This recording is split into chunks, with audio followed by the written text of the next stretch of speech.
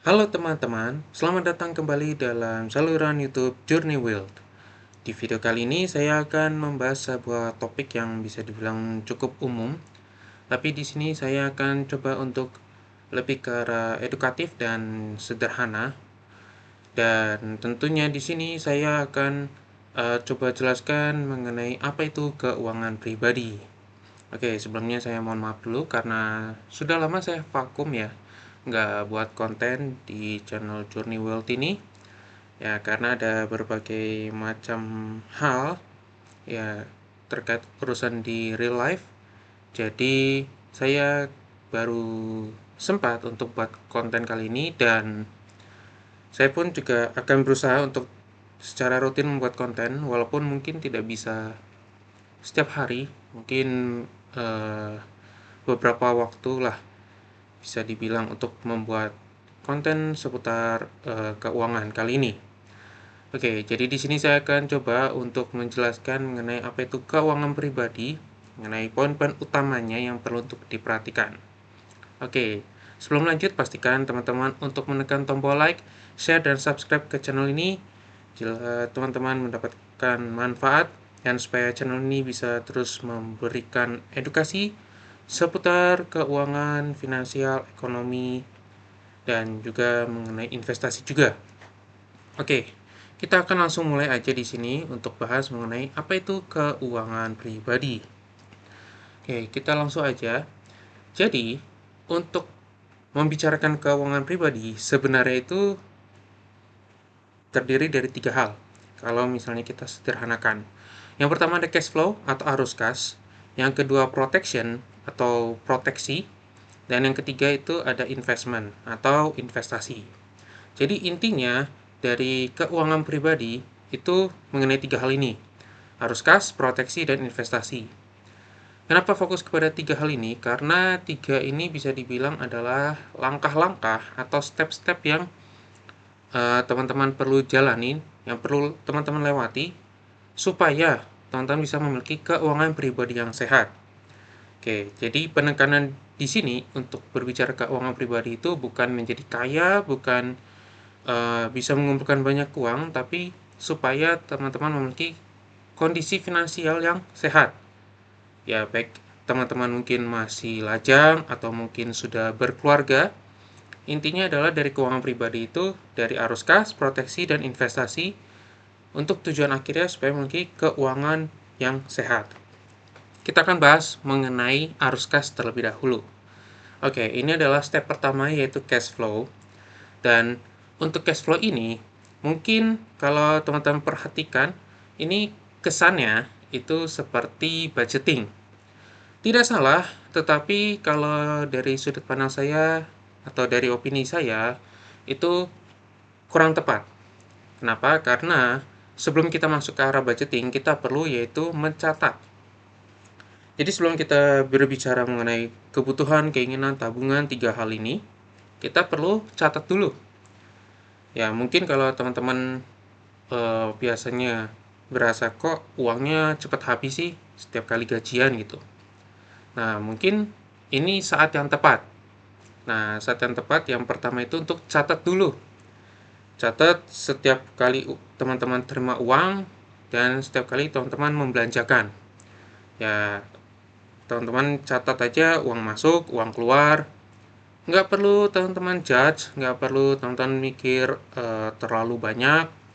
Intinya adalah teman-teman catat dulu berapa sih pemasukan dalam bulan ini dan untuk pengeluaran di bulan ini berapa gitu. Nah, teman-teman mungkin bisa lebih rinciin gitu catat, oh misalnya pengeluaran misalnya 20.000 beli kopi di kafe, atau mungkin teman-teman eh, belanja 50.000 untuk eh, beli sayur-sayuran. Intinya teman-teman catat aja. Itu yang pertama. Lalu setelah catat, tonton evaluasi. Nah, dari evaluasi tersebut barulah kita masuk ke budgeting ini. Oke, jadi kita akan bahas setelah tonton catat, teman-teman perlu untuk memperhatikan tiga hal ini. Ya, jadi kita akan mulai untuk alokasi pengeluaran. Yang pertama itu dari kebutuhan. Di sini saya memasukkan rentang ya, jadi nggak ada patokan yang secara pasti. Nah, patokannya itu adalah untuk kebutuhan di sini saya tulis 50-70% dari income. Kemudian untuk keinginan 10-30% dari income dan tabungan itu 20% dari income. Ya, jadi untuk kebutuhan dan keinginan ini lebih ke arah rentang. Sementara kalau tabungan di sini saya masukin angka pasti, walaupun sebenarnya bisa juga jadi batas minimum. Kita akan bahas lebih rinci di bagian berikutnya. Kita bahas dari kebutuhan terlebih dahulu. Nah, untuk kebutuhan tentunya ini untuk kebutuhan utama ya. Itu saya tuliskan di sini itu antara 50-70% dari income. Ya tentunya balik lagi untuk beli makanan, transportasi, tempat tinggal, atau mungkin juga hal-hal intinya yang dimana kalau kebutuhan itu sesuatu yang harus dipenuhi, kalau enggak kehidupan teman-teman akan terganggu. Kurang lebih seperti itu ya. Jadi kayak mungkin pulsa atau paket internet, ya kalau misalnya teman-teman emang nggak punya wifi, ya itu berarti teman-teman butuh. Kemudian juga tagihan listrik, tagihan air, ya kalau misalnya teman-teman nggak bayar, udah pasti listriknya diputus, airnya juga ditutup, dihentikan, nanti teman-teman nggak bisa untuk mandi atau butuh penerangan. Nah, jadi kebutuhan ini ya bisa dibilang memang sangat dibutuhkan lah untuk kelangsungan hidup. Di sini saya masukkan bahwa yang paling penting untuk kebutuhan utama itu diusahakan jangan sampai lebih dari 70%. Apa? Karena balik lagi, untuk keuangan yang bisa dibilang cukup sehat, paling enggak teman-teman itu punya tabungan, itu yang udah paling pastinya. Sama ya, ada sedikit untuk self reward istilahnya, atau keinginan. Nah, kita akan langsung aja bahas ke bagian keinginan. Di sini saya tuliskan untuk keinginan itu sekitar 10-30%. Ya, balik lagi ya, 10-30% ini sangat relatif tergantung kepada income teman-teman. Di sini makanya saya masukin persentase sama seperti kebutuhan lah. Nah, untuk keinginan ini ya paling dialokasikan untuk ya mungkin teman-teman mau nonton ke bioskop, mungkin juga makan di restoran, nongkrong di kafe, atau mungkin jalan-jalan, healing, segala macam yang teman-teman inginkan. Karena setiap orang punya keinginan yang berbeda-beda. Tapi pastiin jangan sampai lebih dari 30% supaya nggak mengganggu untuk dari pos kebutuhan dari teman-teman sama tabungan. Dan juga dari bagian keinginan ini, kalau misalnya masih tersisa, sebaiknya bisa dialokasiin aja di tabungan. Kenapa? Kita akan langsung bahas ke bagian tabungan. Oke, jadi tabungan ini adalah kunci utama di bagian arus kas kali ini. Nah, di mana untuk tabungan ini bisa sebagai bantalan utama teman-teman kalau misalnya teman-teman mungkin ada kejadian tak terduga. Ya, balik lagi ada biaya tak terduga. Mungkin entah tiba-tiba ada undangan pernikahan yang dimana mau nggak mau harus datang, kan mau nggak mau ambil dari tabungan. Kemudian mungkin ada hal-hal tak terduga, mungkin kayak eh, motor bocor, bahan motor bocor gitu, mau nggak mau harus tambal. Nah, untuk tabungan, pastiin alokasikannya itu sebelum mengalokasikan kepada keinginan. Jadi di sini minimal 20% teman-teman bisa masukkan ke tabungan. Nah, untuk bagaimana bisa mengalokasinya terlebih dahulu daripada keinginan, mungkin bisa anggap untuk pos tabungan ini seperti tagihan. Jadi teman-teman mungkin bisa samakan seperti tagihan listrik, tagihan air, tagihan internet, yang dimana ketika teman-teman dapetin income, dapat penghasilan, entah itu gaji, entah itu dari side hustle, dari penghasilan sampingan, nah teman-teman bisa alokasiin, oh ini 20% untuk tabungan, langsung teman-teman pisahkan, dan untuk pisahkannya di sini cukup masukin aja ke rekening tabungan. Ya tabungan rekening biasa aja lah, nggak perlu sampai ke reksadana pasar uang atau bahkan mungkin yang jauh lebih beresiko. Di tabungan bank aja biasa gitu. Supaya teman-teman bisa gampang untuk aksesnya dan seperti yang saya bilang, itu sebagai bantalan utama ketika menghadapi kondisi tak terduga. Oke, setelah kita bahas mengenai dari arus kas ini, kita akan bahas mengenai step keduanya. Nah, untuk step kedua, itu sebenarnya ada satu hal yang tonton perhatikan, perlu untuk diperhatikan, yaitu dari tabungan ini. Yang pasti tonton nggak bisa untuk setiap kali nabung terus. Kenapa? Karena ya tonton jadinya nggak bisa untuk memiliki aset yang bertumbuh. Kita akan langsung aja masuk ke step keduanya, yaitu mengenai protection atau proteksi, perlindungan. Nah, di mana untuk protection atau dana proteksi ini, tonton bisa peroleh dari 20% yang tonton alokasikan untuk tabungan. Nah, itu bisa pindahin ke dana proteksi. Tapi syaratnya untuk tonton bisa pindahkan itu paling nggak minimal ya. Di sini minimalnya itu 6 kali penghasilan, itu baru tonton bisa alihkan untuk masuk ke dana proteksi ini. Jadi ketika misalnya contoh, teman-teman punya penghasilan gaji itu misalnya 10 juta. Nah, dari 10 juta ini berarti kan 20% itu 2 juta. Nah, sebenarnya tonton tabung nih 2 juta setiap bulan gitu. Lalu kemudian misalnya tonton udah berhasil kumpulin 6 kali dari penghasilan. Misalnya udah sampai 60 juta. Nah, ketika sudah sampai di 60 juta, tonton bisa untuk mulai ke step kedua. Nah, apakah emang harus 6 kali? Sebenarnya enggak. Balik lagi tergantung kepada kondisi keuangan teman-teman. Karena balik lagi di sini untuk biasanya ini sangat konservatif istilahnya. Karena menggunakan penghasilan, beda kalau pengeluaran. Mungkin tonton yang pengeluarannya bisa irit, mungkin 6 kali pengeluaran udah cukup. Jadi kalau misalnya tonton gajinya 10 juta, terus pengeluarannya mungkin di 8 juta, tonton kumpulin mungkin sekitar 48 juta, udah cukup, bisa. Atau mungkin kurang dari itu, ya balik lagi itu sangat bergantung kepada kondisi keuangan teman-teman. Jadi di sini saya sangat konservatif aja. Nah, ketika mencapai 6 kali penghasilan, nah kita bisa masuk ke step kedua ini, protection atau proteksi. Nah, untuk proteksi ini, itu terdiri dari apa saja? Kita akan langsung aja. Nah, ada dua hal, atau dua jenis lebih tepatnya. Yang pertama ada dana darurat, kedua ada dana asuransi. Di sini saya akan bahas terlebih dahulu yang dana darurat. Nah, untuk dana darurat, di sini teman-teman perlu untuk persiapkan, itu minimal sebesar 3 kali penghasilan per bulannya. Jadi kalau misalnya tonton tadi gajinya 10 juta, minimal tuh 30 juta itu sebagai dana darurat. Nah, untuk konteks dana darurat, sekali lagi kondisi keuangan teman-teman semua itu pasti berbeda-beda. Setiap orang pasti ada tanggungannya, ada kondisi yang bermacam-macam. Mungkin teman-teman yang masih lajang, ya 3 kali penghasilan udah lebih dari cukup. Jadi kalau misalnya kita ambil contoh gaji 10 juta, ya 30 juta udah oke untuk dana darurat. Tapi kalau misalnya Tantan sudah berkeluarga, atau bahkan juga sudah punya anak, atau memiliki tanggungan di mana mungkin masih ada orang tua, atau mungkin saudara yang bergantung kepada teman-teman.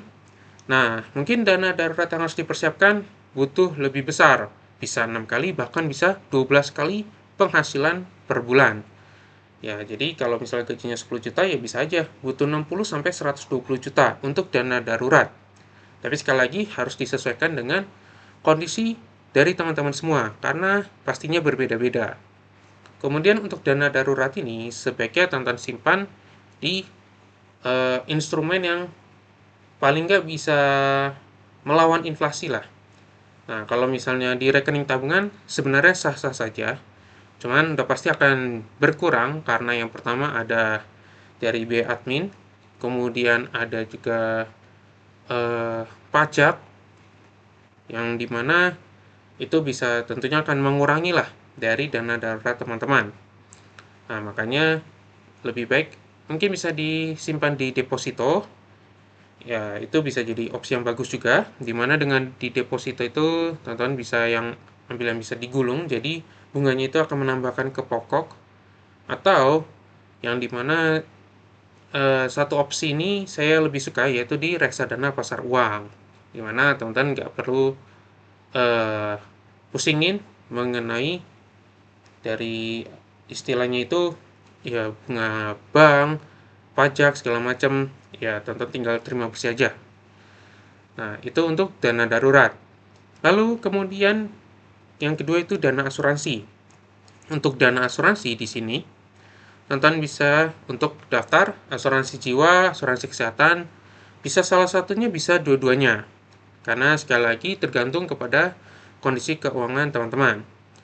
Untuk batas minimalnya, itu paling nggak teman-teman punya asuransi kesehatan. Yang paling minimal itu BPJS lah. Ya kalau misalnya teman-teman bisa atau mampu untuk beli asuransi swasta, itu bisa lebih baik. Yang dimana kan kalau BPJS ya mungkin sangat bare minimum. Kalau asuransi swasta bisa mungkin lebih cepat, jadi bisa lebih aman. Ya kalau misalnya teman-teman sangat mampu, ya teman-teman bisa kombinasiin aja asuransi jiwa sama asuransi kesehatan. Tapi pada intinya adalah teman-teman perlu untuk mengalokasikan ke dana darurat sama dana asuransi ini. Nah, untuk dana darurat tadi saya sudah bahas di sini, minimal 3, bisa sampai di 12 kali penghasilan. Kalau dana asuransi itu besarannya berapa? Kalau sebenarnya nggak ada patokan harus berapanya, cuman kalau menurut keyakinan saya, untuk dana asuransi paling nggak besarannya itu 10% dari penghasilan per bulannya. Ya, supaya nggak terlalu mengganggu dari arus kas teman-teman. Karena balik lagi untuk dana asuransi ini kan berarti teman-teman bayar premi dan udah pasti teman-teman harus pisahkan posnya ke kebutuhan. Jadi udah pasti jadi kayak pengeluaran bulanan yang wajib dibayar lah, bisa dibilang. Oke, setelah teman-teman udah memiliki dana darurat, kemudian sudah punya asuransi, langkah selanjutnya apa? Kita masuk ke step ketiga, yaitu investment atau investasi. Nah, untuk investasi ini, bisa dibilang ini tahap berikutnya. Jadi kalau teman-teman udah punya tabungan, teman-teman udah punya dana darurat, udah punya proteksi asuransi, baru kita bisa berbicara mengenai investment. Jangan langsung lompat ke investasi. Nah, untuk investment atau investasi ini, sebenarnya secara umumnya itu dua hal yang teman-teman bisa invest. Yang pertama, itu investasi yang meningkatkan income. Jadi kalau mungkin secara pendapatan, balik lagi, tadi kan saya menggunakan contoh itu gaji 10 juta. Mungkin teman-teman rasa income-nya kurang nih, teman-teman mau meningkatkan income. Nah, teman-teman bisa berinvestasi ke hal-hal yang bisa meningkatkan income. Entah itu mungkin ambil ke jenjang pendidikan selanjutnya, mungkin sebelumnya S1 ambil ke S2, contohnya. Atau mungkin bisa ambil beasiswa kuliah di luar negeri. Atau mungkin karena kondisi teman-teman nggak memungkinkan untuk keluar negeri, atau misalnya harus fokus S2 di mana ada kelas yang dimana beberapa kelas itu kan harus kelas pagi dan teman-teman harus kerja, jadi cukup sulit. Mungkin teman-teman bisa ambil kursus, sertifikasi atau pelatihan yang bisa memberikan nilai tambah. Yang tentunya pastinya income dari teman-teman bisa untuk semakin meningkat. Nah, itu sebagai contoh yang pertama. Atau mungkin yang investasi pertama. Nah, tapi kalau misalnya rasanya teman-teman udah mentok nih, teman-teman nggak tahu misalnya mau kembangin skill apa. Nah, teman-teman bisa juga ke investasi di instrumen keuangan. Nah, investasi ke instrumen keuangan ini ada macam-macam, balik lagi.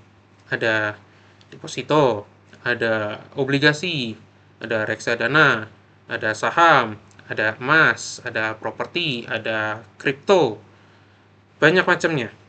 Nah, untuk investasi di instrumen keuangan tentunya teman-teman perlu untuk pelajari semua dan pastiin bahwa investasi yang teman-teman ambil itu teman-teman sudah paham dan sesuai dengan profil risiko teman-teman. Karena balik lagi ya mungkin teman-teman nggak, mungkin profil risikonya konservatif, ya mungkin yang teman-teman tempatkan di saham dikit aja. Ya banyak macamnya intinya kalau kita berbicara mengenai instrumen keuangan. Tapi intinya adalah untuk di step ketiga investment ini, ya teman-teman bisa ada opsi untuk meningkatkan income sama di instrumen keuangan.